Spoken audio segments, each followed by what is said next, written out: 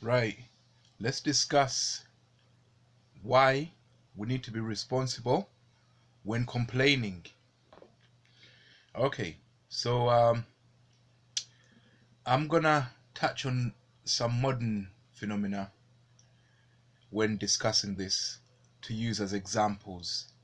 Yeah. And I will I suppose it's only fair to offer my opinion on the in terms of a grading system to these examples I'm going to give um, on the effectiveness um, based on my assumptions of what is effectiveness when complaining. Yeah. Um, as it pertains to these examples I'm going to give. Now, an example that is um, personal to me, that's also being played out in public, is this Me Too movement. I've been in a situation where I was under a glass ceiling, yeah, where it was organizational behavior I deduced. Obviously, it can't be proved because the very nature of what's being discussed here can't be proved. So it's I put it down to organizational behavior, yeah, where if in that organization, if you're managing someone, it goes down to permissions. You know, when you have a file, yeah, let's say you have a Microsoft Excel file, yeah. If you look at the properties, there's people who have permissions to do stuff to that file, yeah. When you're working in an organization, yeah, they determine who has permissions to look at the files that you're working on. Now, there's the administrators, yeah, which we like fair enough. They're not in direct competition with you. They are monitoring your file to make sure it's not corrupt and to keep the whole system safe. But you need to check that every now and then. Yeah. So I was working on a file, yeah, and I entered data in it, um, saved it, closed it, opened it up again, and the data had changed. I thought I was having the Mandela effect. The Mandela effect. But then I decided to look at the properties, and I saw that there was people who had permissions to alter that file that I was working on that had nothing to do with being were not necessarily exclusively administrators, system administrators. Yeah. So that's the glass ceiling, the way the glass ceiling's applied. So every time a promotion or talk of a promotion or talk of a higher vacancy came up, I'll notice that more and more errors were made to creep into my work, to make me look incompetent, um, to make me look like I'm not the right man for the job. Every time we get to a position where there's gonna have to be a pay rise or vacancy or higher position opened up, they tamper with my work, and then the same ones that tamper with it are the ones who point out the errors. Where you could have a file that is like I don't know, 1,000 lines long, yeah, and someone puts an error in it, let's say at line number 650, and then somebody else says you made an error at line 650. That means you sat there, went through 1,000, or you just took a lucky guess. Yeah. So it was things like that. Yeah. And it's organizational practice. Maybe the people who are above you are allowed to also, along with the administrators, have access to your work. But this is unethical, because if for the sake of competition, if someone higher than me felt threatened by me, They could sabotage me before I get there. That's the glass ceiling. Now, I didn't do them get into the Me Too movement. Yeah. I proceeded to just getting um, evidence of this corruption. And the way I do things, I used to be in the security sector as a lowly security guard, nothing special. I was trying not to arrest anyone. I was dealing with deterrence. Yeah. Where you try not to arrest someone, you put them off. Yeah. And you de-escalate situations. Your first aim is to de-escalate. Escalation should be at the back of your mind, not at the forefront. Yeah. Unless there is a tipping point, obviously, where it's out of your hands. You have to escalate, and that's the only option you've got. But your first instinct should be to de-escalate. Yeah. So when I was looking for evidence, I work in such a way where I was looking for evidence, and before I started making a nuisance of myself and complaining without evidence. Yeah. So you need to make sure you have evidence that is tangible before you complain. If you never get the evidence, yeah, don't raise a complaint, because you're making your bed before you lay in it. Yeah. If it becomes normal for people to complain without evidence, when you do get to those higher positions, somebody could just do that to you. What goes around comes around. That's why we have to be responsible when complaining. Being responsible means you have to get evidence. Now, let me review what the Me Too movement has been doing. They have taken people to court, got a lot of people. First of all, explaining the concept is very hard. We used to use terms like glass ceiling. It's very hard. So they've taken on the glass ceiling, and they were very patient. Some cases took 20 years to gather enough evidence to take people to trial. So they have been not very responsible, but slightly responsible. But I've heard of incidences where there is no concrete evidence in a case and somebody still gets done for it. Yeah, it's that you don't want that to be happening, because when you do get to those positions and someone does that to you, you expect your accuser to have some tangible evidence.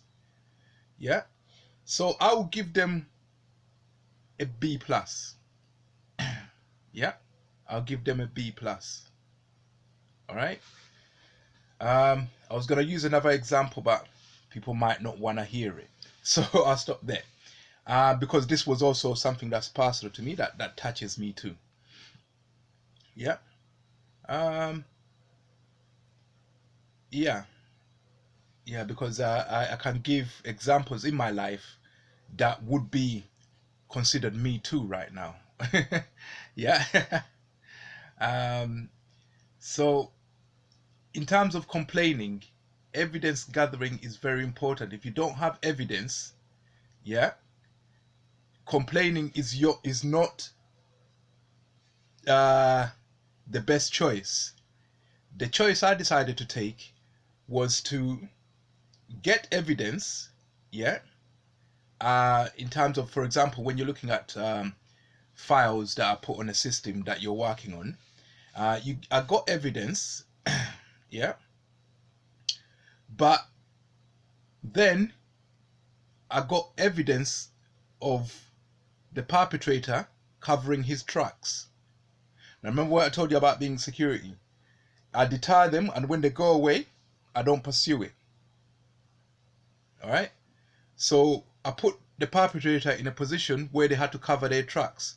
I submitted this evidence, yeah, and so I'm getting pieces, and the evidence is being submitted, but before I raise a complaint. So every time I see signs of that evidence, yeah, I start coming for the perpetrator, and then the signs of that evidence disappears. Like you look back in the file, and now the permissions have changed, and the suspicious group has now been taken off. Yeah, and once that happens, You know what I mean? Yeah, I'm not gonna pursue it. They number one objective is to make them stop. If you can deter them to stop, that's also an option. Yeah. If you can't get enough evidence to take them to court, try deterring them to stop. We mean in a friendly way, because like when you look at the Me Too movement, the most obvious way for a woman to deter unwanted, unsolicited attention from those who are higher up in the power structure is to get her boyfriend or man to go and slap him up. But no, without assault. Deterrence in terms of you show the individual in question that you've got evidence, yeah.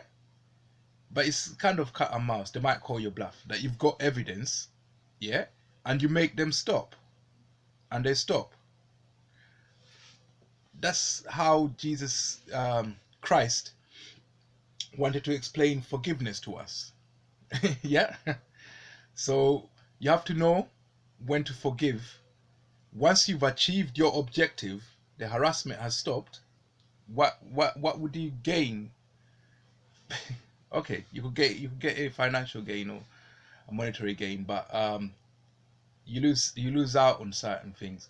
So deterrent seemed to have worked. Yeah. I still never got promoted or got my raise in that organization, but it worked. And it could get worse than that. You could get in a situation where somebody says, if you don't do sexual favors for me, yeah, I can start doing those things and make you look incompetent and get you removed. So you know what the concept is about.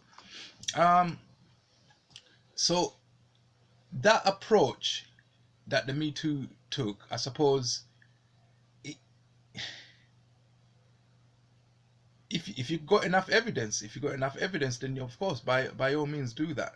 Yeah, So I'll give him a B plus. Some of them could have chosen to say, well, right, he did it to me once.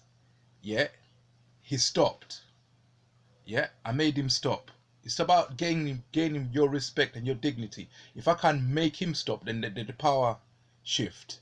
If I can make him stop, that power shift makes me feel better. Just to have that power over those who victimize me briefly, that makes up for it in the power struggle. Yeah, a power move for a power move makes up for it. So there's no need to escalate things. So some of those cases they could have just been forgiven.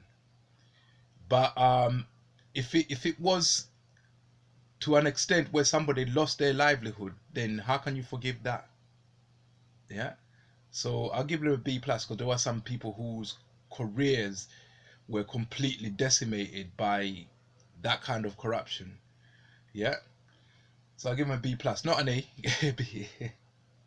Yeah. So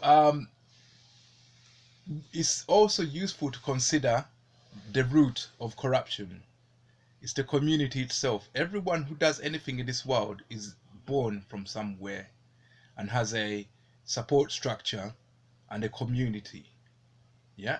The community is the one that gives birth to gangsters, to police and corrupt officials. Corrupt gangsters, corrupt officials.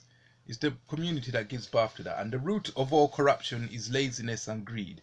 And that means that the community gives birth to lazy people, and it's the same community that gives birth to greedy people. So they get torn very early on. You have people in your family who are lazy, people in your family who are greedy, but family is family. So you're torn. So these two traits, yeah, of the human psyche emerge and grow because of the emotional attachment, yeah, that the community has to those who harbor those characteristics, greed and laziness. Yeah. So it will always be there. And that's the seed, that's the substrate for corruption. Yeah. Laziness and greed. That's the substrate for corruption. Substrates for corruption. Yeah. So that's what corruption is built on. You know, somebody does corruption to hide the fact that they're lazy. Somebody does corruption because they're greedy. Right? These are the, and so it's laziness and greed that brings that. So I just wanted you to consider that. Yeah. My other example is to do with a certain organization that's making quite a lot of uh, um, complaints about injustices right now. You know the obvious one I'm talking about. Obviously, being a black man, that affects me. Yeah. Um, and their approach in terms of grading them, um, well, obviously a man lost his life, so that's more severe than